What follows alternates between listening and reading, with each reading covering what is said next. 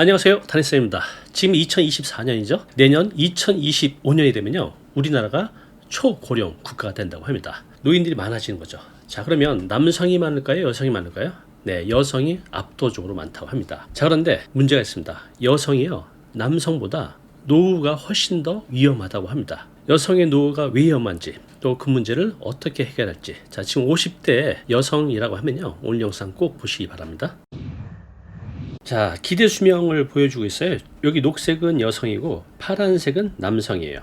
여성이 한 6년 정도 더 오래 삽니다. 이거는 이제 지금 기준이죠. 지금 평균 수명이 계속 늘고 있기 때문에 지금 5, 60대 여성분들은 100살까지는 산다는 거죠. 이건 통계적으로 나와져 있습니다. 그러니까 지금 50대 분들은 기본적으로 100살까지는 산다, 이렇게 보셔야 돼요. 자, 지금이 2024년이잖아요. 2040년 한 15년 정도 뒤가 되면 어떤 일이 발생이 될까요? 여기 보시면 65세 이상 노인 기준이 전체의 35.5%, 즉 100명 중에 한 35명 내지 36명은 65세 이상 고령자라는 겁니다. 자, 그런데 문제가 있어요. 우리가 노년에 행복하게 살아야 되는데 돈이 문제입니다. 여기 보시면 은퇴 노인 10명 중 4명은 빈곤, 연금이 월 65만 원 정도밖에 안 된다고 합니다. 정말 기본적인 생활도 못하는 거죠. 이런 인구가 거의 절반이 된다는 겁니다. 자, 2024년 국감에 고령층 파산 심각, 60, 70대 개인회생 접수가 증가하고 있다는 내용이 나오고 있습니다. 자, 여기 보시면 노인 파산 역대 최다.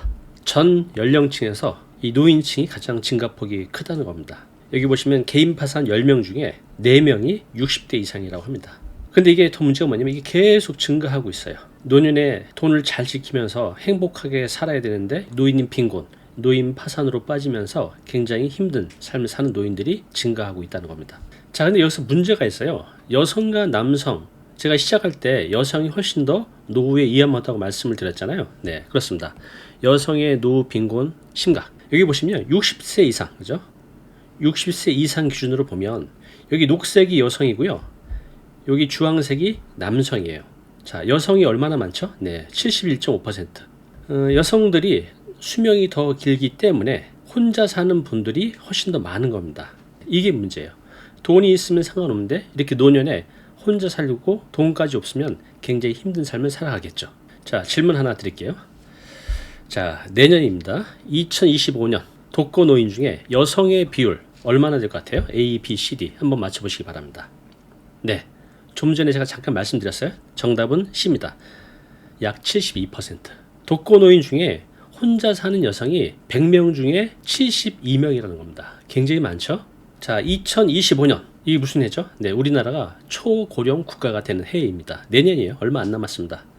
자, 이렇게 되면 우리나라 인구 5명 중 1명은 65세 이상 인구라는 겁니다.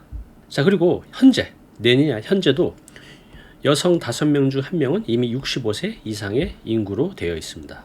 자, 이제 여기서 문제입니다. 내년 독거노인, 그죠? 혼자 사는 노인 중에 10명 중 7명이 여성이라는 겁니다. 제가 지금까지 보여드린 이 숫자들은 어떤 의미가 있죠? 네, 정리를 하면 이렇습니다. 우리 여성분들이 훨씬 더 오래 삽니다. 그리고 대부분 혼자 살게 된다는 거죠. 적어도 한 10년 정도는. 자, 근데 이게 결코 좋은 소식이 아니죠? 왜 그럴까요? 네, 오래 산다는 것은 돈이 필요해요. 또 누군가의 돌봄도 필요한데 혼자 살게 된다는 거죠.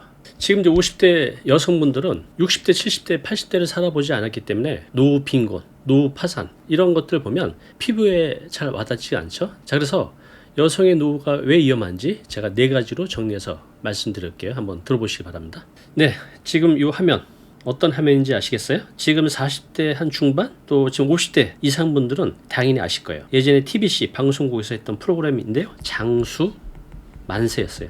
자, 이때만 해도요. 70년대 이때만 해도, 그죠? 80년대만 해도 오래 사는 게 축복이고 만세를 부른 만큼 좋은 일이었죠. 자, 여기 보면 왼쪽에 아나운서가 있습니다. 그죠? 잘생겼죠? 키도 크시고.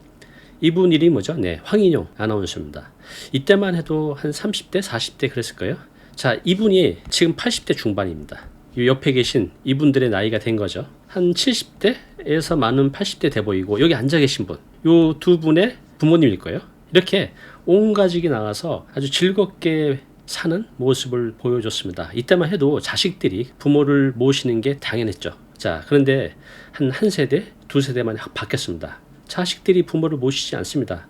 모시는커녕 있는 돈까지 뺏어가죠. 자, 이렇게 축복일 줄 알았던 긴 수명, 축복이 아니라 이제 재앙이 된다는 겁니다. 자, 여기 보시면요.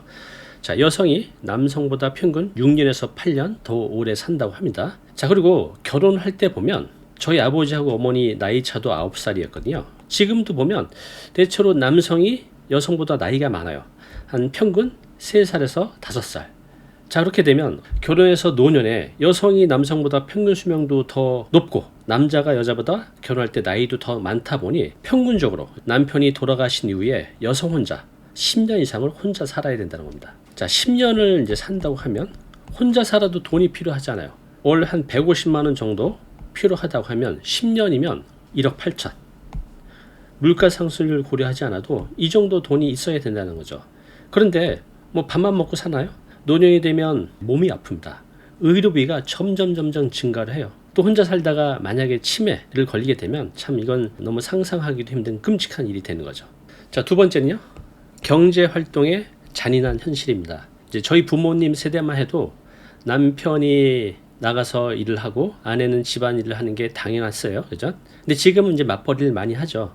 그래도 지금도 출산과 육아는 대부분 여성들이 많이 하죠. 그래서 직장을 다니다가 경력이 단절이 됩니다. 자, 그리고 나서 복직을 해도 이전보다는 또 임금도 낮아지게 되죠. 그래서 지금 현재 여성 평균 임금이 남성의 한 67% 정도 된다고 합니다. 자, 이게 무엇을 뜻할까요? 여성의 연금이 남성보다 이 정도 적다는 겁니다. 자, 세 번째, 혼자 살아야 할 미래의 공포입니다. 지금 이제 황혼이혼도 증가하고 또 남편과 이제 사별을 할 수도 있고 워낙에 혼자 사신 분도 있고 어찌됐든 간에 우리는 혼자 살게 됩니다. 노년에. 특히 여성이 더 오랫동안 혼자 살게 된다는 거죠. 자, 그래서 지금 65세 이상 여성 노인 3명 중 1명이 혼자 살아가고 있다는 겁니다. 젊어서가 아니라 이렇게 나이가 60, 70, 80이 돼서 혼자 있을 때 아플 때 또 혼자 밥을 해 먹어야 될 때 그 외로움 또 몸이 아플 때 병원비 이런 이제 경제적 부담이 굉장히 크겠죠. 상상해 보셨나요? 상상만 해도 참 끔찍한 일입니다. 자, 네 번째는요. 재무 교육 부재입니다. 물론 이제 요즘 여성분들은 재무 교육을 잘 받고 있죠. 그런데 지금 50대 이상만 돼도 대체로 돈 관리는 남성이 많이 하고 사회활동을 하면서 남성들은 이런 부분, 재테크 이런 부분에서 어느 정도 기본적인 지식이 있죠. 자, 그런데 여성분들은 좀 이런 부분에서 좀 취약해요. 자, 여기 보시면요. 재무교육을 받은 여성 그리고 그렇지 않은 여성이 나중에 노후 자산 차이가 무려 5배가 난다고 합니다. 당연하죠. 뭐 재테크를 잘하는 여성들을 보면 제가 상담을 해보면 직장 다니면서 연봉 한 3천에서 5천을 가지고 한 10년 만에 몇 억을 모으신 분들을 많이 보게 됩니다. 그겁니다. 재테크 또 경제 지식을 가지고 1년은 별로 차이가 안 나는데 이게 10년 20년이 되면 부의 차이가 5배 이상 난다는 겁니다. 여성의 노후가 남성보다 위험한 이유 지금 4가지를 말씀드렸어요. 지금은 와닿지 않겠지만 이제 60대가 되면 이제 피부에 하나씩 와 닿게 될 겁니다. 자, 그런데 우리가 이제 이걸 걱정만 하고 있을 수는 없잖아요. 그럼 이제 무엇을 어떻게 해야 될지, 이 위기를 어떻게 극복할 수 있는지 방법 3가지를 알려드릴게요. 꼭 실천해 보시기 바랍니다. 자, 첫 번째 전략은요. 연금 활용하기입니다. 연금이 뭐가 있죠? 국민연금, 개인연금, 퇴직연금, 또 내 집, 살고 있는 집으로 받을 수 있는 주택연금. 네, 이 4가지를 잘 활용만 해도 혼자 살면서 돈 걱정 없이 어느 정도 살아갈 수 있죠. 자, 보겠습니다. 자, 75세 김영희 할머니의 노후 준비 사례를 한번 보겠습니다. 자, 읽어볼게요. 자, 이 할머니는요, 69세까지 열심히 일을 하셨다고 합니다. 저희 어머니가 78세까지 일을 하셨거든요. 건물 청소 일을 하셨어요. 더 하신다는 걸 제가 굵고 말려서 지금 안 하시고 계신데, 어머니 지인분 중에는 지금 80세가 넘으신 분들도 많이 있는데, 그분들이 아직도 일을 하고 계신다고 합니다. 물론 이제 많이 벌 수는 없죠. 한 분은 그 지역사회에서 점심밥을 차리는 게 있는데 반찬도 하고 밥도 하신다고 하는데 한 달에 한 30에서 한 35만 원을 받는다고 해요. 자, 이렇게 70, 80대에도 경제활동을 하신 분들이 많이 있습니다. 자, 계속 읽어볼게요. 이분 이제 69세까지 일을 하셨고 그 결과 지금 매달 80만 원의 국민연금을 받고 계십니다. 하지만 할머니는 여기에 멈추지 않으셨죠. 70세가 되던 해 이분이 이제 8억 정도 된 아파트에 살고 계셨나 봐요. 자, 이것을 담보로 주택연금에 가입했다고 합니다. 덕분에 8억짜리 주택연금에서 매월 한 230만 원 정도의 연금이 나오고 있다고 합니다. 보통 이제 부모들이 내가 이거 나중에 자식한테 물려줘야 되는데 내가 이렇게 집에 살면서 연금을 빼먹어도 되나? 라고 많이 생각하시는데요. 자녀들은 전기 때문에 기회가 많아요. 나이가 들면 기회가 없습니다. 그죠? 주택연금 적극적으로 활용해 보시기 바랍니다. 자, 계속 읽어볼게요. 자, 이분이 이렇게 말씀하셨어요. 처음엔 집을 담보로 맡기는 게 겁이 났어요. 하지만 자녀들과 상의해 보니 이게 우리 모두에게 좋은 선택이라는 거죠. 나는 편안히 살 수 있고 자녀들도 부양 부담에서 벗어날 수 있고 또 나중에 남은 자산은 상속도 가능하니까요. 자, 그래서 이분은 지금 국민연금, 주택연금 합쳐서 매달 300만 원 정도의 안정적인 수입이 생겼다고 합니다. 자, 요즘은 손주도면 용돈도 넉넉히 주고요. 친구들과 맛있는 거 사 먹을 때 돈도 본인이 내신다고 합니다. 젊었을 때 돈 걱정, 노후 걱정에 잠을 못 잤다고 합니다. 하지만 지금은 정말 행복하다고 하나요? 왜? 연금 덕분에 경제적 걱정 없이 편하게 살 수 있어서요. 네, 그렇습니다. 그 연금 네 가지가 있다고 말씀드렸잖아요. 국민연금, 퇴직연금, 개인연금, 주택연금. 이 네 가지 중에 한 개 이상은 대부분 만들 수 있습니다. 자, 이것을 이제 2개, 3개, 4개 잘 조합을 하면 이것만으로도 돈 걱정 없는 노후를 보낼 수가 있죠. 네, 국민연금 가장 기본이죠. 그런데 이제 우리가 직장을 다니신 분들은 연차가 어느 정도 되면 연금을 받을 수가 있어요. 그런데 이제 전업주부분들 가입하지 않은 분들이 굉장히 많이 있는데요. 한 9만 원 정도만 꾸준히 납입을 해도 그죠? 몇 년을 분야에 따라 다르지만 최소 30만 원 정도 이상은 받아낼 수가 있습니다. 지금 전업주부 분들도 납입을 하시기 바랍니다. 자, 두 번째, 퇴직연금. 직장을 다니면 매달 급여에서 한 8.3%를 회사가 적립을 해줍니다. 연봉이 한 3천만 원 정도라고 하면요, 1년이면 한 250만 원 정도를 회사에서 내주는 겁니다. 자, 이것을 나중에 퇴직 후에 매달 연금으로 받을 수 있죠. 자, 세 번째는 개인연금입니다. 자, 우리가 세금 굉장히 무섭잖아요. 근데 세금을 줄이면서 노후 준비할 수 있는 게 바로 개인연금입니다. 연 한 400만 원 납입을 하게 되면요, 최대 한 66만 원까지 세금으로 돌려받을 수가 있습니다. 월 한 33만 원씩, 그죠? 33만 원씩 30년을 푼다고 하면 이게 한 2억 정도가 된다고 하네요. 그죠? 그래서 개인연금도 여러분들 여유가 되는 범위 내에서 꾸준히 납입해 보시기 바랍니다. 마지막으로 주택연금입니다. 자, 요거 하나만 잘 활용해도 우리가 노년에 돈 걱정 없이 살아갈 수가 있는 거죠. 우리가 이제 3억짜리 집이 있다고 하면요, 언제 가입하냐에 따라 좀 차이가 있지만 대체로 한 100만 원 정도 됩니다. 내가 죽는 그날까지 내 집에 살면서 정부가 약속한 월 100만 원을 매달 받을 수 있잖아요. 그러면 이런 국민연금, 퇴직연금, 개인연금 여기서 한 50만 원에서 100만 원을 만들면 한 150에서 200이 되잖아요. 네, 이 돈이 물론 이제 풍족하진 않지만 그래도 돈 걱정 없이 살 수 있는 기본적인 생활은 되니까요. 요 연금 준비하시고 꼭 활용하시기 바랍니다. 네, 얼마 전에 오셨던 분은 나이가 65세였어요. 이분은 이제 남편을 돌아가시고 나서 60살부터 열심히 공부를 했다고 합니다. 무슨 공부? 네, 재테크 공부를요. 그래서 지금은 경매도 해서요, 깜짝 놀랐어요. 경매로 상가를 2개 낙찰받아서 수익률이 한 18% 정도 되더라고요. 거기서 월세가 매달 한 120 정도 나온다고 합니다. 너무 행복하대요. 지금도 계속 공부하고 또 세 번째 상가를 준비 중에 계신데요. 이분 이제 이것뿐만 아니라 주식도 해요. 물론 이제 소액이긴 하지만 복리 상품으로 저축도 하고 절세 상품으로 이렇게 60 넘어서 재산을 늘려고 하고 있습니다. 60 전까지는 이런 걸 아무것도 몰랐다고 해요. 지금 이제 치열하게 공부하면서 자신의 노후를 준비해 가고 계신데, 이분처럼 노후 준비를 하고 계신 분이 있는데 한번 읽어봐 드릴게요. 자, 우리 이제 복리의 마법이라고 하잖아요. 우리가 재테크를 몰라도 내가 꾸준히 이런 복리 상품에 저축을 할 수 있다면 노후에 큰 자산이 됩니다. 자, 김영희 씨 올해 75세입니다. 처음엔 정말 별거 아닌 돈이었어요. 매달 먹던 커피 한 잔 값이었죠. 그때가 3,000원이었나? 그걸 매일 모아서 한 달에 9만 원씩 저축했어요. 한 달에 9만 원씩 저축. 자, 박 할머니는 이 돈을 꾸준히 복리 투자 상품에 넣으셨대요. 주변에서는 이 나이에 무슨 저축이냐라고 말했지만 할머니는 개의치 않으셨다고 합니다. 솔직히 처음에 저도 늦은 건 아닐까 걱정했어요. 하지만 5년, 10년이 지나가니까 정말 눈에 띄게 돈이 불어나더라고요. 이렇게 말씀하셨습니다. 자, 20년이 지난 지금 박할머니 통장 잔고 얼마가 있을까요? 네, 이렇게 9만 원씩 넣으셨는데 지금 약 한 3,800만 원이 넘는다고 합니다. 지금 생각해보면 정말 잘한 선택이에요. 덕분에 소소한 취미도 즐길 수 있고 손주들 용돈도 줄 수 있어요. 무엇보다 자녀들에게 경제적 부담을 주지 않아서 정말 좋다고 합니다. 자, 박 할머니는 이제 이 돈을 조금씩 꺼내 쓰면서도 계속 지금 저축도 하고 계신다고 합니다. 55세에 시작했을 때 너무 늦은 건 아닐까 생각했어요. 제 또래 분들 꼭 말씀드리고 싶어요. 지금 시작해도 절대 늦지 않습니다. 꾸준히 하다 보면 놀라운 결과를 볼 수 있답니다. 라고 말씀하셨네요. 자, 우리가 복리의 마법이라고 하잖아요. 우리가 매일 마시는 커피 한 4,000원이라고 하면 한 달이면 이것도 12만 원이에요. 자, 이 돈을 복리 상품에 30년간 투자한다면 얼마가 될까요? 좀 계산을 쉽게 하기 위해서 이것이 10만 원이라 해볼까요? 10만 원. 10만 원을 연 5% 복리 상품에 30년 이렇게 넣으면 얼마나 될까요? 무려 8,322만 원이 됩니다. 네.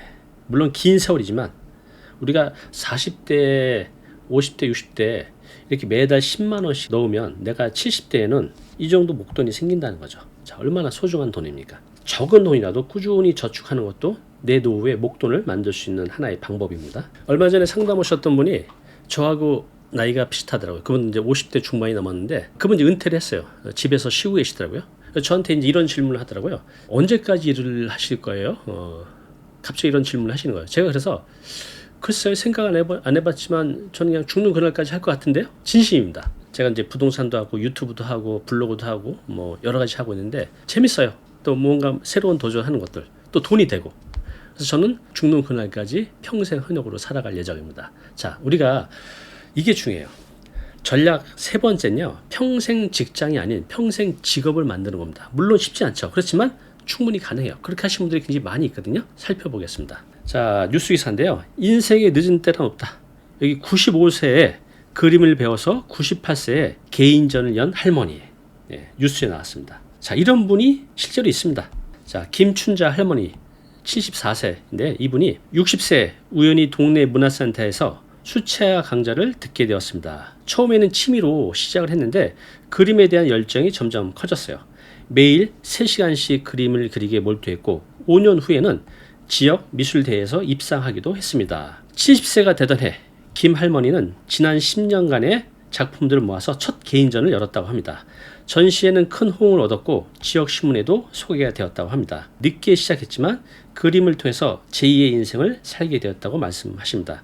이분은 이제 아파트 단지에 사시나 봐요. 근데 그 상가 조그만 걸 얻어서 소소하게 그림을 가르치는 일을 하고 있다고 합니다. 물론 큰 돈은 아니겠지만 취미 생활도 하고 거기서 사람들도 만나고 또 약간의 돈을 벌고 얼마나 좋습니까? 제가 아신 분이 지금 50대 후반인데 이분이 40대 중반에 이 허리가 아파서 굉장히 고생을 했다고 합니다. 그래서 이제 병원도 다니고 뭐 여러 가지 노력을 했는데 잘 완쾌가 안 됐나 봐요. 근데 우연히 이제 요가를 배우게 되면서 허리 근육도 좋아지고 그래서 통증도 없어졌다고 합니다. 근데 이분이 지금 50대 중반인데 요가를 가르치고 계세요. 그런 분이 계십니다. 자, 이분은 이제 72세 최영희 할머니입니다. 자, 이분은 60대 초반 심각한 허리 통증으로 인해서 일상생활이 어려웠다고 합니다. 병원 치료도 큰 효과를 보지 못하던 중 우연히 요가를 접하게 되었다고 합니다. 처음엔 단순히 통증 완화를 위해 요가를 시작했지만 꾸준한 수련을 통해 점차 허리 통증이 개선되기 시작했습니다. 요가의 효과를 직접 체험한 최 씨는 요가에 대한 열정이 커졌고 65세에 용기를 내어 요가 지도자 과정을 이수했다고 합니다. 자신과 비슷한 고통을 겪은 사람들을 돕고 싶다는 마음으로 68세에 실버 요가 강사로 활동을 시작했다고 합니다. 대단하시죠? 본인의 경험을 바탕으로 진정성 있는 지도로 큰 호응을 얻었고 입소문을 통해서 수업 요청이 늘어났다고 합니다. 자, 현재 이분이 72세인데 여러 복지관 또 요가 스튜디오에서 활발히 강의하면서 많은 시니어들에게 건강과 희망을 전하고 있다고 합니다. 제가 이제 상담을 하면서 알게 된 거예요. 저는 이제 50대 중반이잖아요. 근데 이제 60대 이상 분들도 많이 오는데 거의 여성분들 10명 중에 7, 8명은요. 60대, 70대에도 어떤 일이든 경제 활동을 하고 있다는 거죠. 그래서 여러분들도 50대부터 준비한다고 하면 평생 직장이 아닌 평생 직업을 만들 수 있다는 거죠. 자, 여기 보시면요. 65세 이상 취업자 중 무려 36.2%가 여성이라고 합니다. 즉 3명 중 1명이 넘는 거죠. 자, 여기 보면 또 이런 기사도 있습니다. 50대 이상 여성 창업자 성공률이요.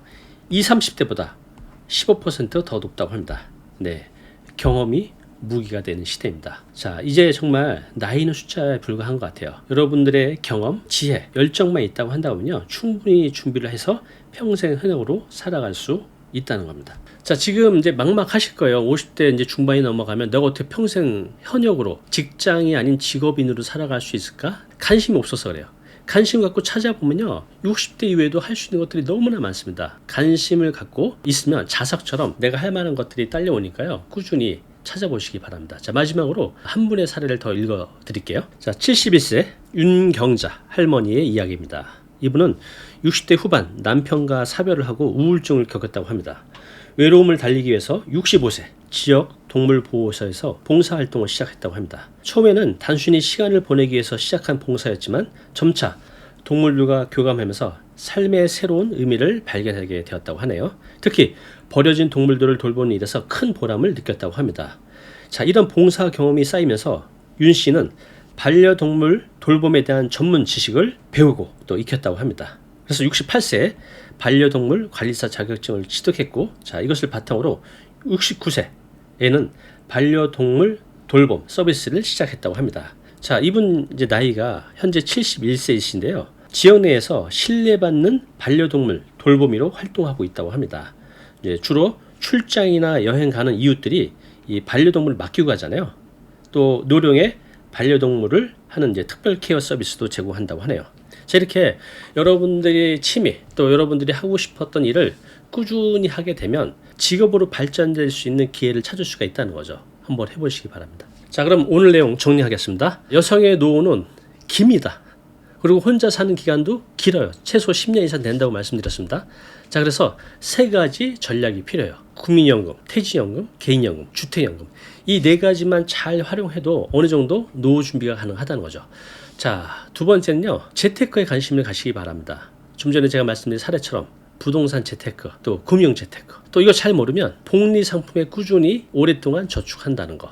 자, 마지막 세 번째 뭐죠? 가장 중요한 평생 현역으로 살아가는 거. 관심을 가지고 꾸준히 노력하면 평생의 업을 찾아갈 수가 있습니다. 평생의 업을 찾는다는 것은 어떤 의미가 있을까요? 네, 돈 문제를 해결할 수 있고요. 일하는 노인이 일하지 않는 노인보다 10년 정도 더 오래 산다고 합니다. 그리고 외로울 틈이 없어요. 노년의 가장 큰 문제는 외로움인데 경제 활동을 하면서 많은 분들을 만날 수 있다는 거죠. 일이 정말 많은 것들을 다 해결합니다. 자, 지금 50대, 60대 분들 은퇴, 노후 준비, 또 평생의 직업을 어떻게 만들고 있는지 경험이 있다면 아래 댓글로 여러분들의 소중한 의견 남겨주시기 바랍니다. 안녕하세요, 다니쌤입니다. 자, 최근에 은퇴한 김모 씨의 고민입니다. 서울 아파트 팔까 말까. 은퇴도 했고 아이들도 다 키웠는데 집 팔고 지방으로 내려갈까? 근데 뉴스를 보면 서울 아파트 계속 올라가고 있는데, 자, 이런 고민은 지금 50대, 60대 대부분의 공통된 고민일 것입니다. 자, 지금 50대, 60대의 은퇴 노후 전략이 좀 달라지고 있습니다. 지금 50대, 60대라면 또 서울 아파트를 가지고 있다면 오늘 영상 꼭 보시기 바랍니다. 네, 전통적으로요, 우리 은퇴자분들이 은퇴를 하게 되면 부동산 전략을 이렇게 가져갔습니다. 전부 다는 아니지만 상당수가 이런 선택을 했다는 거죠. 첫 번째, 서울 아파트를 팔았습니다. 왜? 노후 자금을 마련해야 되니까. 그래서 이렇게 판 돈으로 지방으로 이사를 가고 남은 돈으로 노후 자금을 마련했죠. 자, 이것이 지금 크게 바뀌고 있습니다. 2024년 들어서 이 패턴들이 크게 바뀌고 있는데요. 질문 하나 드리겠습니다. 자, 서울 아파트를 가장 많이 팔 것 같은 연령대 어디일까요? 30대, 40대? 여기는 아무래도 많이 사겠죠. 그렇다면 C, D 중에 하나이겠죠. 어디일까요? 네, 정답은 50대, 60대라는 거죠. 자, 그런데요, 이 통계를 좀 더 자세히 들여다보면 놀라운 것을 발견할 수 있습니다. 5060의 선택지가 달라지고 있다는 거죠. 한번 보겠습니다. 자, 여기 보시면요, 50대, 60대가 여전히 가장 많이 팔고 있는데 좀 다른 부분이 있습니다. 2022년에는 50.2%였는데 올해 2024년도는 44.8%, 약 5%가 감소를 했어요. 자, 그런데 70대의 비중을 보면요, 2020년대는 10%, 지금은 15%, 네, 증가를 했죠. 50대, 60대는 파는 비중이 줄었고 70대는 늘었죠. 자, 왜 이런 변화가 일어났는지 지금부터 자세히 분석해 보겠습니다. 자, 기본적인 지금 50대, 60대 전략은 이렇습니다. 돈이 없어도, 그죠? 은퇴 후에 돈이 없어도 서울 아파트 안 판다. 자, 왜 그럴까요? 자, 첫 번째는 늘어난 기대 수명 때문에 그렇습니다. 1985년도 남자의 기대 수명은 65세가 안 됐습니다. 여자는 73세. 자, 그런데 지금 2020년대로 돌아보면 남자는 80.5세, 여자는 86.5세. 이것이 계속 늘어가고 있죠. 그래서 지금 50대는요, 거의 90% 이상 100살까지 살아갑니다. 자, 이렇게 앞으로 우리가 100살까지 살아가다 보니 건강 수명도 크게 늘었습니다. 그죠? 우리가 60대만 돼도 예전에 할아버지 소리를 들었는데 지금은 70대가 돼도 청년 같아요. 건강 관리 잘 하신 분들은 젊죠. 그래서 은퇴 후에도 20년, 30년 이상을 삶을 준비해야 되는 상황이 되었습니다. 자, 이로 인해서 은퇴자분들이 단기적인 현금보다는 장기적인 자산을 유지하는 것에 더 관심을 갖게 됐습니다. 그래서 서울 아파트 같은 이런 우량 자산을 보유하는 것이 장기적으로 노후 대비에 더 유리하다는 판단을 하게 된 겁니다. 자, 이렇게 첫 번째 이유는 기대 수명이 증가한 거. 자, 두 번째는 뭐냐면요, 똘똘한 한 채 전략입니다. 자, 이게 어떤 연관인지 한번 보겠습니다. 자, 서울 아파트 매매 가격 5분위 배율. 자, 여기서 5분위 배율은 뭐냐면요, 서울 아파트를 총 5등급으로 나눈 겁니다. 하위 20%, 최상위 20%. 그런데 지금 놀라운 변화가 있어요. 자, 요번 8월 달에 들어서 5.27. 이게 무슨 말이냐면 하위 20%하고 최상위 20%하고 이 가격 차이가 5.27배가 난다는 겁니다. 자, 뉴스 기사인데요. 서울 상위 20% 아파트가 하위 20%보다 5.27배. 격차가 역대 최대라고 합니다. 자, 올해 2월하고 8월만 비교해도 올해 2월에는 4.9배였는데 지금은 5.7배. 네, 이렇게 늘어났습니다. 자, 이렇게 서울 아파트의 양극화가 심화되면서 우량 지역 아파트의 가치가 더욱 상승했죠. 좀 전에 보셨듯이 5분위 배율에서 무려 5.27배 역대 최고치를 기록했습니다. 자, 이렇게 사람들이 서울 아파트가 계속 올라가다 보니 좋은 입지 아파트 한 채가 여러 채를 가지고 있는 것보다 더 가치 있겠구나 라고 이제 생각을 하게 되는 거죠. 특히 강남 상구, 마용성 이렇게 상위권 지역의 아파트 가격이 계속해서 상승하면서 이런 지역 아파트를 가지고 계신 은퇴자분들이 매각을 꺼리게 되었습니다. 자, 은퇴자분들이 은퇴를 해도 예전처럼 서울 아파트를 팔지 않은 세 번째 이유는요, 주택연금 제도의 확대 때문에 그렇습니다. 한번 보겠습니다. 자, 2023년 들어서 주택연금 가입 기준 공시 가격이 크게 바뀌었습니다. 원래 9억이었는데 12억으로 늘었죠. 자, 이것은 공시 가격이에요. 자, 그렇다면 실거래가 가격은 어느 정도 될까요? 네, 바로 이렇습니다.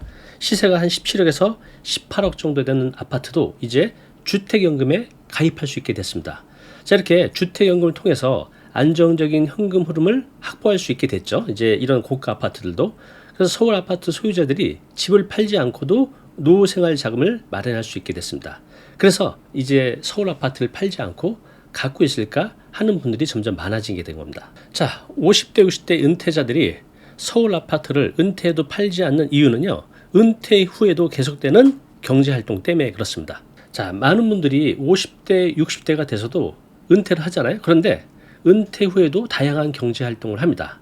자, 서울은요, 여전히 주요 경제활동의 중심지죠. 일자리, 네트워크 측면에서 큰 이점을 제공합니다. 그래서 서울을 떠나지 않는 거죠. 박원강 KB 국민은행 부동산 수석 연구위원은요, 이렇게 말을 했습니다. 직장은 퇴직해도 50대, 60대는 계속 일을 찾는다. 그래서 실질적인 은퇴가 아니기 때문에 계속 서울에서 머물려 한다고 말했습니다. 자, 이렇게 은퇴자들이 서울 아파트를 유지하면서 경제활동을 지속하는 경향이 매우 강해졌습니다. 네, 방금 말씀드린 이 네 가지 이유가 50, 60 세대가 은퇴를 해도 서울 아파트를 팔지 않는 이유입니다. 자, 그런데 어쨌든 간에 은퇴를 하게 되면 소득이 끊기잖아요. 국민연금은 한참 뒤에 나오고 또 나와도 생활비 수준이 안 되죠. 한 100에서 150만 원 정도 되니까. 자, 그래서 이분들이 생활비를 벌기 위해서 하는 선택지가 있습니다. 무엇인가 한번 보겠습니다. 자, 그 전략은요, 바로 다운 사이징입니다. 자, 서울 아파트 아까 말씀드린 대로 가치가 계속 상승하다 보니 똘똘한 한 채를 보유하는 분들이 많아졌습니다. 자, 그래서 이분들이 자신의 서울 아파트를 전세를 줍니다. 근데 완전히 전세가 아니라 대부분 반전세. 반전세를 주게 되면 월세를 일부 받죠. 그 다음에 여기서 반전세 나온 것을 가지고 경기도로 이사를 가서 집을 구합니다. 자, 이런 선택들을 많이 한다는 거죠. 이렇게 서울에 내 집을 갖고 있으면서 여기서 월세도 일부 받고 경기권에 내 집을 가지면서 안정적인 은퇴 소득을 확보하는 것, 이것이 이제 이분들의 전략이죠. 자, 서울에 거주를 하셨던 분들 어디로 많이 이동을 했을까요? 본인의 집은 반전세로 주고 그 반전세금을 가지고 어디론가 이주를 해야 되는데 멀리 지방으로 갔을까요? 한번 보겠습니다. 네, 보신 것처럼 서울 사는 5060 어디로 갔을까? 네, 1위가 압도적으로 경기도가 많습니다. 그죠? 거의 대부분 경기도로 갔다는 거죠. 왜 그러면 경기도로 갔을까요? 한번 보겠습니다. 네, 이분들이 계속 경제 활동을 하고 앞으로도 서울에 계속 와야 되기 때문에 가장 중요한 것은 서울 도시 접근성이 좋다는 거죠. 지금 뭐 경기도라 해도 대부분 지하철이 있기 때문에 서울 진입이 너무 쉬워졌죠. 또 신도시는 그 신도시 안에 교통이 굉장히 편리합니다. 그리고 잘 갖춰진 인프라, 뭐 병원, 쇼핑 이런 부분이 거의 대부분 잘 갖춰져 있죠. 그래서 경기도 수도권 외곽으로 많이 이주를 했습니다. 자, 이렇게 이분들이 다운사이징 전략을 통해서 얻을 수 있는 장점은 무엇일까요? 네, 첫 번째는 저렴한 주거비로 생활비용을 줄일 수가 있습니다. 그죠? 경기도권으로 이사를 가면서. 자, 그리고 내 소중한 서울 아파트 자산을 그대로 유지할 수 있습니다. 그리고 반전세, 여기서 나오는 임대소득으로 안정적인 생활비를 확보를 할 수 있죠. 이렇게 삶의 질을 높여갈 수 있다는 겁니다. 자, 이런 장점 때문에 지금 많은 5060 세대들이 아파트를 팔지 않고 다운사이징 전략을 가지고 있습니다. 이러한 선택을 한 5060 세대들의 실제 사례 5가지 한번 들어볼게요. 여러분도 공감이 되는지 한번 들어보시기 바랍니다. 자, 목동에 사는 57세 김모 씨, 이분은 이렇게 말씀을 하셨습니다. 노후 준비는 서울 아파트 한 채뿐인데 현금이 없으니 집을 팔까 싶었다. 대부분 이렇게 생각했었죠. 그런데 요즘 주변에서 말린다. 서울 집은 전세로 놓고 외곽으로 이사를 가 생활비를 줄일 계획이다. 이렇게 말씀을 하셨습니다. 자, 교직을 은퇴한 김모 씨. 자, 이분의 말씀입니다. 자, 올해 초 서울 아파트는 월세를 놓고 경기도 동탄 신도시로 이사를 왔다. 고향으로 갈까 했지만 시골에서 살 자신이 없었다. 집값은 서울보다 저렴하고 인프라가 좋고 또 지방으로 다니기 편한 곳을 찾다 보니 경기 남부 신도시를 택하게 됐다라고 말씀하셨네요. 자, 57세 박모 씨의 사례입니다. 건강 수명이 100살이라는데 앞으로 돈 들어갈 일은 많겠죠. 몇 년을 더 살지 모르니 서울 아파트를 팔 수가 없어요. 자, 은퇴를 했다고 해서 완전히 일을 그만두는 게 아니에요. 여전히 서울에서 경제 활동을 하고 있어요. 그래서 서울 아파트는 그대로 보유를 하고 전세를 놓은 뒤 주거비가 저렴한 수도권 외곽으로 이사를 가려고 해요. 라고 말씀하셨습니다. 자, 60세 이모 씨 사례입니다. 여자분이세요. 지난해 회사에서 은퇴를 했지만 서울 강남구 아파트는 팔지 않기로 했어요. 대신 전세를 놓고 경기도 김포 신도시로 이사를 왔습니다. 서울 아파트 가치가 계속 오를 것 같아서요. 김포는 집값이 상대적으로 저렴하고 공항도 가깝고 서울 접근성도 좋아요. 여기서 프리랜서로 일하면서 서울도 자주 가고 있습니다. 나중에 더 나이가 들면 서울 아파트를 팔고 여기서 살 계획이라고 말씀하셨습니다. 자, 55세 최모 씨 사례입니다. 작년에 조기 퇴직을 했습니다. 서울 마포구 아파트를 팔까 고민했어요. 하지만 주택연금 가입 기준이 완화되어 좀 전에 제가 말씀드렸죠. 9억에서 12억으로 완화되었다고. 자, 집을 팔지 않고 생활 자금을 마련할 수 있게 됐죠. 자, 지금은 아파트 담보로 주택연금을 받으면서 경기도 강교 신도시에 있는 작은 아파트로 이사를 했다고 합니다. 서울 집은 전세를 주고 여기 살면서 생활비를 아끼고 있습니다. 의료시설도 잘 갖춰져 있고 서울로 나가기도 편해서 만족스럽다고 말씀하셨네요. 네, 그러면 5060 은퇴세대 조금은 달라진 주거 전략 다시 한번 정리해 보겠습니다. 네, 지금 많은 분들이 서울 아파트를 팔지 않으면서 생활비도 확보하고 또 생활비도 줄일 수 있는 반전세 전략을 취하고 있다는 거죠.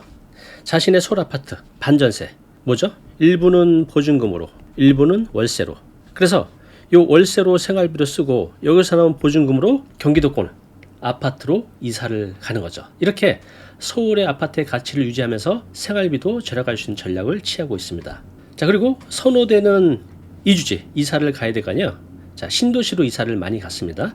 예를 들면 김포, 양주, 동탄, 고양 이런 데가 인기가 많죠. 왜 이런 데로 이사를 갔을까요? 저렴한 집값, 그에 비해서 잘 갖춰진 인프라, 또 서울로의 좋은 접근성. 네, 이것 때문에 많은 분들이 경기도권으로 이사를 갔습니다. 자, 그러면 Q&A 간단한 질문에 대해서 다시 한번 복습해 볼게요. 자, 서울 아파트 꼭 팔아야 할까요? 네, 정답은 없지만 많은 분들이 지금 좀 전에 말씀드린 대로 이런 선택을 하고 있다는 거죠. 팔지 않고 주택연금이나 반전세를 통해서 임대 수익을 가져가는 방법도 한번 생각해 보시면 좋을 것 같습니다. 자, 은퇴 후 어디로 이사 가는 게 좋을까요? 자, 이것도 개인의 선호나 상황에 따라 많이 다르겠죠.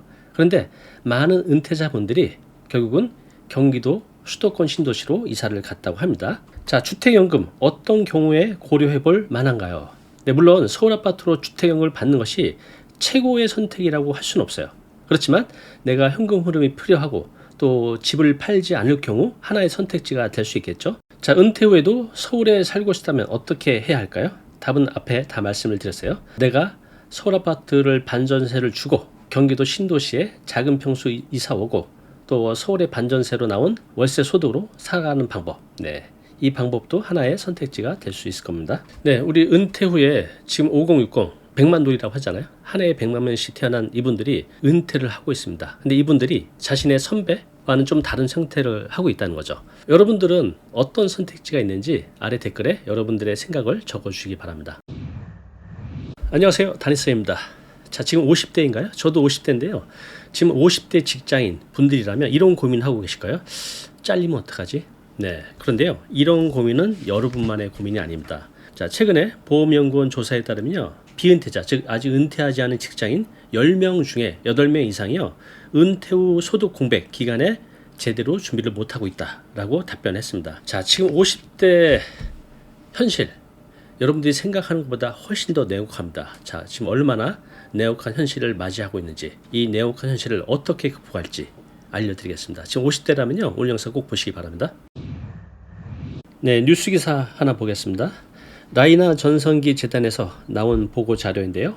우리 중년 남성들이요, 행복지수 있잖아요. 그게 퇴직 후에 급락한다고 합니다. 자, 중장년 근로자 54.5%가 퇴직 후에 다시 재취업을 한다고 합니다. 무려 절반 이상이 다시 재취업을 한다는 거죠. 왜 그럴까요? 자, 그 이유는요, 가장 많은 부분이 바로 생계 유지 때문에 그렇습니다. 두 번째는 충분히 일할 나이여서. 지금 50대는요, 정말 100세 시대의 절반도 안 살았잖아요. 또 아직 살 날이 많고 자녀들도 키워야 되기 때문에 생계 유지, 또 충분히 일할 수 있는 나이여서 계속해서 경제활동을 하고 싶어 합니다. 자, 이런 내용도 있습니다. 은퇴 후 업무에서 해방감을 느끼지만 역시 경제적으로는 어렵다라는 것들이 지금 50대 분들의 현실입니다. 자, 50대 이상 은퇴자 분들 은퇴 후 단점을 물어봤습니다. 첫 번째가 경제적인 어려움이었습니다. 두 번째가 건강 악화. 우리가 이제 10년, 20년, 30년 동안 규칙적인 생활을 해왔잖아요. 그것이 일순간에 무너지면서 그때 많은 병이 찾아온다고 하네요. 자, 세 번째가 무료함, 그리고 존재감, 자존감 상실. 자, 이런 것들이 은퇴 후의 단점으로 뽑았습니다. 자, 여러분, 우리 공무원들 말고요, 일반적인 직장인 분들이 은퇴 나이 몇 살이나 될까요? 61살까지 일을 할 수 있잖아요. 그런데 현실은 50살이라고 합니다. 한번 보겠습니다. 자, 우리 인생에서 가장 안정적이어야 될 시기 50대죠. 왜냐하면 자녀들도 키우고 부모님도 모셔야 되고 본인들 은퇴 노후 준비도 해야 되는데, 그렇지만 우리 50대 현실은 어떨까요? 여기 나온 것처럼 직장인 체감 은퇴 연령이요, 50살입니다. 100세 시대 절반을 더 살아야 되는데 퇴직을 하는 거죠. 이렇게 아직 준비도 되지 않은 상태에서 퇴직을 맞이하고 있는 겁니다. 한번 상상을 해보세요. 자, 월요일 아침 회사에 갔습니다. 늘 그랬듯이 출근해서 일을 하려고 하는데 회사에서 갑자기 짐을 싸라고 합니다. 큰일 났죠. 자녀의 대학 등록금, 또 부모 요양비, 또 본인의 은퇴 노후 준비 하나도 안 돼 있는데 나가라고 합니다. 30년 넘게 쌓은 경력이 하루아침에 없어지고 실업자가 됩니다. 자, 이것이요, 바로 많은 50대가 직면하고 있는 냉혹한 현실입니다. 나는 괜찮겠지라고 하지만 통계에서 보듯이 그 누구도 예의는 아니라고 봅니다. 자, 여기 나는 이럴 때 퇴직을 실감한다 라는 이제 통계를 보여주고 있는데요. 1위가 무엇일까요? 이렇습니다. 1위가요, 아침에 일어나서 오늘 뭐하고 하루를 보내지? 이럴 때 내가 퇴직했구나 라는 실감을 느낀다고 합니다. 두 번째는 오늘이 평일인지 휴일인지 헷갈릴 때, 직장을 안 나가니 정말 그럴 것 같아요. 오늘이 토요일인지 주말인지 평일인지, 그죠? 세 번째, 이건 좀 비참한 내용인데요. 밥값을 선뜻 내겠다는 말이 안 나올 때, 이제 소득이 끊겼으니 어디 나가서 친구들하고 술 마실 때 선뜻 계산하기가 힘든 거죠. 그리고 알던 지인에게 연락하기 어렵게 느껴질 때, 또 어디 나가서 나를 어떻게 소개해야 할지 망설여질 때, 또 처음 만난 사람에게 내밀 명함이 없을 때, 내가 이제 퇴직했구나 라는 실감이 든다고 합니다. 자, 이렇게 1등은 여기 이미지처럼 아침에 일어나서 창밖을 보면서 오늘 뭐 하지? 30년 넘게 일만 해왔는데 갑자기 이렇게 주어진 이 시간이 자유롭지만 어떻게 채워야 될지 모르는 거죠. 자, 이런 감정의 소용돌이 속에서 많은 50대가 정체성의 위기를 겪고 있습니다. 그들의 눈에 비치는 것은 불확실한 미래, 또 떨어진 자존감 뿐입니다. 자, 실제로 이와 관련된 3명의 이야기를 한번 들어보겠습니다. 자, 53세 남성분이고요. 전 대기업 가장입니다. 한번 읽어보겠습니다. 30년 넘게 다닌 회사에서 갑자기 퇴직 통보를 받았을 때 정말 세상이 무너지는 것 같았어요. 매일 아침 일어나 출근하던 일상이 하루아침에 사라졌죠. 처음엔 이제 좀 쉬어볼까 했지만 시간이 지날수록 불안감이 커졌어요. 퇴직금은 생각보다 빨리 줄어들고 50대 초반의 나이에 새 직장을 구하는 건 정말 힘들더라고요. 면접을 볼 때마다 우리는 좀 더 젊은 분을 찾고 있어요 라는 말을 들으면 자존감이 바닥을 쳤습니다. 집에 있으면 아내와 아이들의 눈치를 보게 되고 밖에 나가면 뭘 해야 될지 모르겠더라고요. 절벽 끝에 서 있는데 누군가가 등을 밀어 떨어뜨린 것 같은 느낌이었습니다. 지금은 편의점 야간 아르바이트를 하면서 근근히 버티고 있어요. 하지만 이게 언제까지 갈 수 있을지 미래가 너무 불안합니다. 자, 이번에는 54세 전 금융권 팀장 여성분의 사연입니다. 한번 읽어보겠습니다. 퇴직 후 처음 몇 달은 그동안 하지 못했던 취미생활을 즐기며 지냈어요. 하지만 점점 허무함이 밀려왔죠. 30년 넘게 쌓아온 경력이 한순간에 과거의 일이 되어버렸어요. 재취업을 위해 이력서를 내봐도 나이라는 벽에 부딪히기 일쑤였죠. 자녀 교육비와 노후 준비를 생각하면 불안감이 더 커져갔어요. 남편도 비슷한 처지라 가정 경제가 급격히 악화됐죠. 저축해놓은 돈을 까먹으면서 살아가는 게 정말 끔찍한 경험이었어요. 마치 높은 절벽 끝에 서서 아래를 내려다보는 것 같았어요. 떨어질까봐 두렵지만 뒤로 물러설 수도 없는 그런 상황이었죠. 지금은 보험 설계사 사무실에서 일하고 있지만 수입은 예전의 3분의 1도 안 돼요. 앞으로 어떻게 살아야 할지 막막하기만 합니다. 자, 이번엔 52세 전 IT 부장님의 사연입니다. 한번 읽어보겠습니다.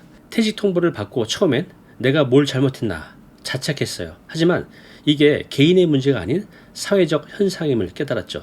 50대 초반, 아직 일할 수 있는 나이인데 사회는 나를 필요 없는 존재처럼 대하더라고요. 재취업을 위해 이것저것 시도해봤지만 번번이 좌절했어요. 그동안의 경력이 무용지물이 된 것 같아요. IT 기술은 빠르게 변화하는데 회사들은 새로운 기술을 가진 젊은 인재만 찾더라고요. 어디로 가야 할지, 무엇을 해야 할지 막막하기만 했습니다. 지금은 작은 전자제품 수리점에서 일하고 있어요.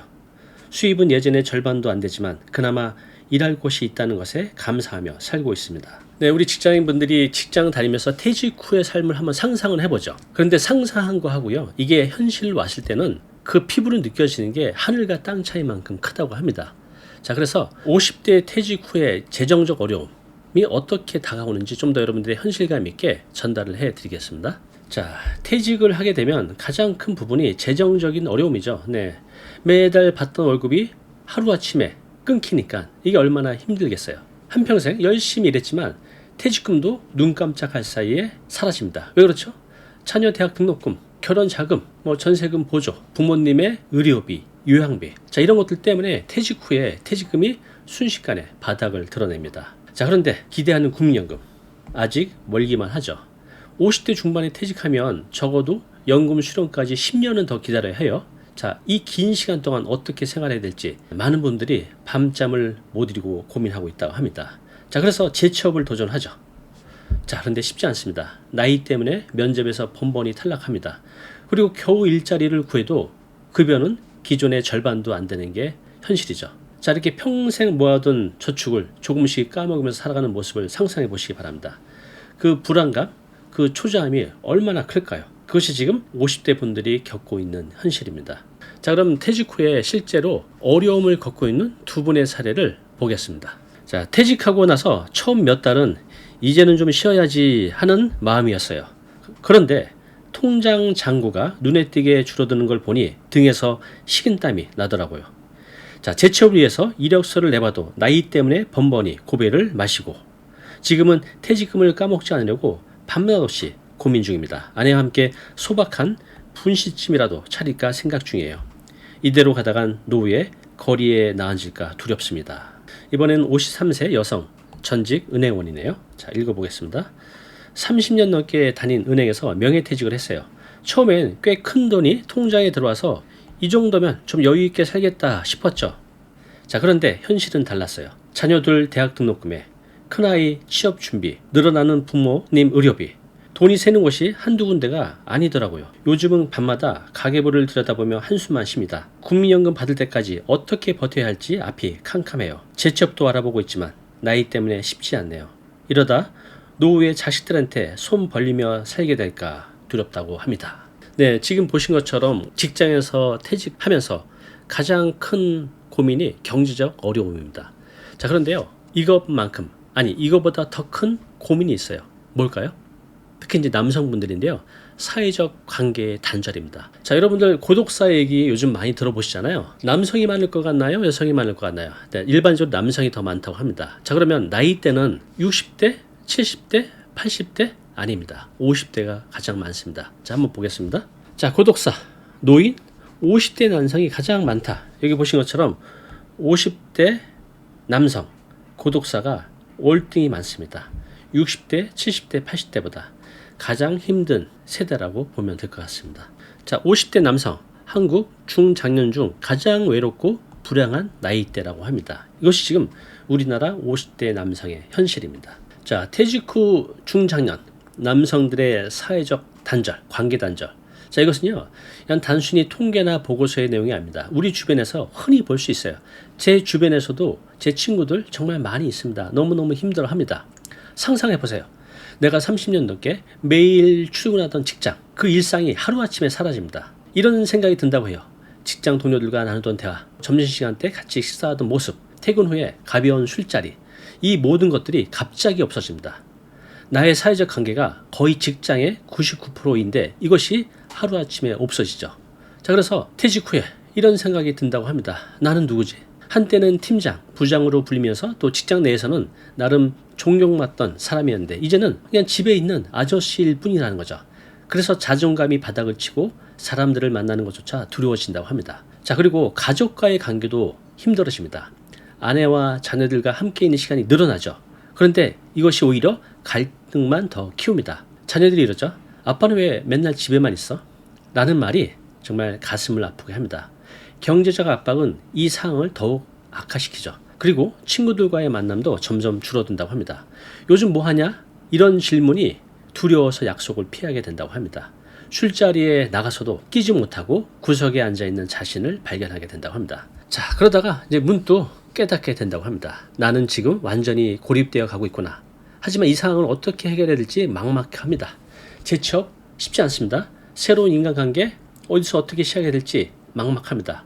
자, 이것이 현재 많은 중장년 남성들이 겪고 있는 현실입니다. 실제로 이런 경험을 하고 있는 53세 전 대기업 부장 송모모 씨의 사례를 한번 읽어보겠습니다. 퇴직 후 재취업을 위해 열심히 노력했어요. 하지만 번번이 고배를 마셨습니다. 나이 때문에 라는 이유로 계속 거절당했죠. 그러다 보니 자신감이 바닥을 쳤어요. 예전에는 제가 모임의 중심이었는데 이제는 친구들 만나는 것조차 피하게 됐어요. 넌 요즘 뭐하니? 라는 질문이 두려워서요. 술자리에 나가서도 구석에 앉아 혼자 술만 마시게 되더라고요. 집에 있으면 아내와 자주 다퉈요. 경제적인 문제도 있지만 제가 무기력해지는 걸 보며 아내도 스트레스를 받는 것 같아요. 자녀들과도 대화도 줄었어요. 제가 실패자처럼 느껴져서 아이들 얼굴 보기가 미안해요. 요즘은 아침에 일어나기가 너무 힘들어요. 뭘 위해 살아야 하는지 모르겠고 세상에 제가 필요 없는 사람이 된 것 같아요. 우울증 진단을 받았지만 병원 가는 것조차 귀찮아요. 이렇게 살 바야. 많은 분들이 지금 이런 상황에 놓여져 있습니다. 자, 50대 직장에서 은퇴를 하게 되면 첫 번째 경제적인 문제 가장 크죠. 또 자존감이 바닥을 칩니다. 내가 누구인지를 잊고 살게 되죠. 정말 살맛이 안 난다고 합니다. 그래서 건강도 점점 안 좋아져요. 돈 문제, 건강 문제, 관계 문제, 이 모든 것이 한순간에 바닥을 칩니다. 자, 그렇다면 50대 이후에 100세까지 살아가야 되는데 이렇게 계속 살아갈 수는 없잖아요. 어떻게 해야 될까요? 가장 좋은 방법은 계속 일을 하는 겁니다. 일을 하면 경제적 부분도 어느 정도 해결할 수 있고 규칙적인 생활을 통해서 건강도 유지할 수 있고 또 이를 통해서 사람을 만나면서 사회적 관계도 유지할 수 있고 네, 가장 좋은 건 계속해서 일을 하는 거죠. 그래서 지금 직장인 분들은 퇴직하실 때는 직장 생활은 기본만 하시고요. 내 인생 2막을 위한 준비를 철저히 하는 것이 굉장히 중요합니다. 자, 여기 보시면 직장인 10명 중 8명은요. 은퇴 후에도 계속 일을 해야 된다고 말을 했습니다. 왜냐하면 노후 준비 부족 때문에 이게 첫 번째였고요. 두 번째가 수입원이 필요해서 자, 그런데 여기 세 번째, 네 번째 보면 자아 실현을 위해서 또 건강 유지를 위해서. 네, 그렇습니다. 돈 문제도 중요하지만 이렇게 자아 실현, 건강 유지를 위해서도 우리 남성들 퇴직 후에 일을 갖는 것은 굉장히 중요합니다. 제가 얼마 전에 카페에 올라온 글을 봤는데요. 50대인 저로서도 굉장히 공감이 됐습니다. 자, 그래서 지금 굉장히 힘들어 하시는 50대 분들에게 희망과 용기가 될 것 같아서 제가 그분의 사연을 한번 읽어봐 드릴게요. 들어보시기 바랍니다. 30년 넘게 직장에 헌신했는데 이렇게 내쫓기다니.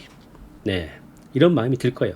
자, 55세 박 씨는 중견 제조업체에서 갑작스레 명예퇴직을 당했을 때 천장이 무너진 듯한 절망감을 느꼈습니다. 한때 업계에서 인정받던 그였지만 어느 날 갑자기 쓸모없는 늙은이가 되어버린 듯했죠. 아침에 일어나면 뭘 해야 될지 모르겠더라고요. TV를 보다 잠들고 일어나서 또 TV 보고 와이프 눈치 보며 하루하루 버티는 게 전부였어요. 박 씨의 일상은 점점 무너져 갔습니다. 소주병을 벗삼아 밤을 지새운 날이 늘어났고 아내와는 말다툼이 잦아졌습니다. 친구들 만나는 것도 싫어졌죠.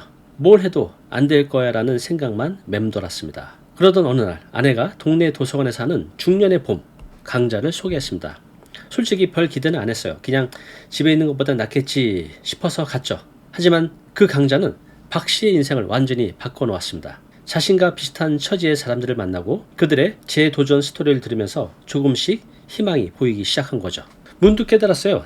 내가 가진 게 없는 게 아니라는 걸. 30년 경력이 어딜 가겠어요. 그 경험을 살리자 싶더라고요.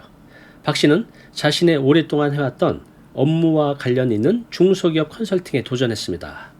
밤낮으로 공부하고 자격증을 따면서 새로운 길을 개척해 나갔죠. 처음엔 고배를 마시기도 했지만 포기하지 않았습니다. 하다 보니 길이 보이더라고요. 내 경험이 필요한 곳이 이렇게 많을 줄 몰랐어요. 1년 후 박 씨는 안정적인 수입을 올리는 컨설턴트가 되었습니다. 하지만 그에게 더 값진 건 다시 찾은 자존감이었습니다. 돈도 중요하지만 누군가에게 도움이 된다는 게 더 기뻐요. 나도 아직 쓸만하구나 싶더라고요. 일과 함께 박 씨의 일상도 활기를 되찾았습니다. 아내와 함께 아침 산책을 하고 주말엔 등산도 다니기 시작했죠. 오랜만에 동창회 나가 옛 추억을 나누기도 했답니다. 예전엔 퇴직이 끝인 줄 알았어요. 그런데 지금 보니 새로운 시작이더라고요. 늦었다고 생각하지 마세요. 언제든 새 출발할 수 있어요. 라고 말씀을 하셨습니다. 요즘 박 씨는 자신의 경험을 살려 50 플러스 인생 리셋 강연을 하고 있습니다. 그의 이야기를 들은 많은 중년들이 새로운 용기를 얻고 있죠. 절망의 끝에서 희망을 봤어요. 여러분도 할 수 있습니다. 우리 인생은 아직 끝나지 않았어요. 지금이야말로 진짜 나를 찾을 시간입니다. 자, 우리가 50대에 맞이하는 조기 퇴직, 재취업, 이것은 엄청난 도전입니다. 그런데 바꿔 생각해 보면 나머지 50년은 내가 정말 좋아하는 업을 하면서 더 멋진 인생 음악을 살아갈 수 있는 기회가 되기도 합니다. 자, 지금 50대인가요? 여러분들은 인생 음악을 어떻게 설계하고 있나요? 여러분들의 경험을요, 아래 댓글로 남겨주시기 바랍니다. 자, 오늘 내용 너무 중요한 내용이죠. 영상 보고 나면 잊혀지잖아요. 자, 자료 무료로 제공하고 있습니다. 이 자료, 요거 받고 싶은 분들은요, 아래 링크로 신청하시면 됩니다.